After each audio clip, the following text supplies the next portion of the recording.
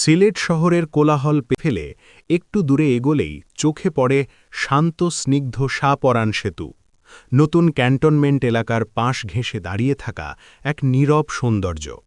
বিকেলের নরম রোদ যখন সেতুর গায়ে সোনালি আভা ছড়িয়ে দেয়, তখন সেখানে বসে আড্ডা দেওয়ার অনুভূতিটা যেন অন্যরকম প্রশান্তি এনে দেয়।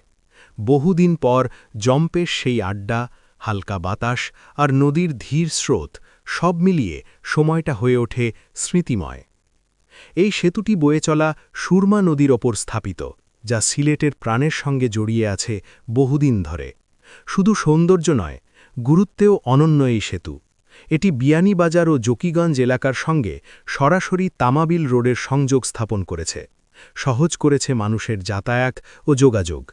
২০০৬ সালে প্রায় ২৪ কোটি টাকা ব্যয়ে নির্মিত এই সেতুটি একটি আধুনিক আরসিসি বা রিইনফোর্সড সিমেন্ট কংক্রিটের কাঠামো, যা দৃঢ়তা ও স্থায়িত্বের প্রতীক হয়ে দাঁড়িয়ে আছে।